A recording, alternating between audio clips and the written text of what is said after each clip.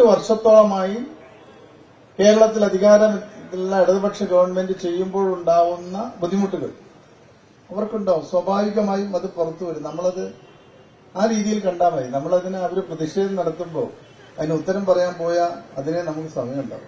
ഒരു കാര്യത്തിൽ മാത്രമല്ലല്ലോ, കേരളത്തിൽ നടക്കുന്ന ഏത് വികസന പ്രവർത്തനങ്ങളെയും എതിർക്കുക എന്നുള്ള ഒരു അജണ്ട കോൺഗ്രസ് പാർട്ടി അടക്കമുള്ള പ്രതിപക്ഷ പാർട്ടികളിലുണ്ട്. അത് നമ്മൾ കണ്ടുപോകണം. അപ്പോ അവിടെ പ്രതിഷേധിക്കും. ഇപ്പൊ നവകേരള സദസ്സുമായി ബന്ധപ്പെട്ട് കേരളത്തിലെ ജനങ്ങളോട് മുഴുവൻ നമ്മൾ സംബന്ധിച്ചു. പക്ഷെ അവിടങ്ങളിലൊക്കെ തന്നെ 1-2 ആളുകൾ വന്ന് ഇത്തരത്തിലുള്ള കൊടികൾ കാണും. അത് നമ്മൾ സ്വാഗതം ചെയ്യുന്നതാണ്. അത് നമ്മൾ മനസ്സിലാക്കി പോകണം. ആ സ്വാഗതമായി അവരുടെ ആ പ്രതിഷേധത്തെ കണ്ടാൽ ജനം നമ്മുടെ കൂടെയാണ് എന്നുള്ളത് നമുക്ക് ബോധ്യമാകും. അപ്പോൾ ഇത്തരം കാര്യങ്ങൾ നമ്മൾ അങ്ങനെ ശ്രദ്ധിക്കേണ്ടതില്ല എന്നാണ് എനിക്ക് പറയാനുള്ളത്. കാരണം വളരെ വികാരയുതമായി പലരും ഇവിടെ അതിനോട് പ്രതികരിച്ച് കണ്ടപ്പോൾ ഞാൻ പറഞ്ഞ. പക്ഷെ ഒരു കാര്യം എനിക്ക് പറയാൻ കഴിയും, കേരളത്തിലെ എല്ലാ മേഖലയിലും വലിയ മാറ്റങ്ങളുണ്ടായി. അതൊരു സാധാരണക്കാരോട് ആരോട് ചോദിച്ചാലും അവരതിന് ഉത്തരം പറയും. അപ്പൊ അതിന്റെ ഭാഗമായിട്ട് പത്തനംതിട്ടയെ കാര്യം ഇപ്പോൾ ബഹുമാനപ്പെട്ട MLA മന്ത്രി ഇവിടെ പറഞ്ഞു. അതേമാതിരി പല ഭാഗങ്ങളിലുമുണ്ട്. എന്റെ മണ്ഡലത്തിലൊക്കെ എത്ര കോടി രൂപയാണ് ബഹുമാനപ്പെട്ട ഇന്നത്തെ ധനകാര്യമന്ത്രി ഞങ്ങൾക്ക് തന്നത്? 1500 കോടി രൂപയാണ് എന്റെ മണ്ഡലമായ താനൂരിലെ വികസന പ്രവർത്തനങ്ങൾക്കായി അദ്ദേഹം തന്നത്. അപ്പൊ ഇതൊക്കെ തന്നെ കേരളത്തിലെ ജനങ്ങൾക്ക് വേണ്ടിയിട്ടുള്ളതാണ്.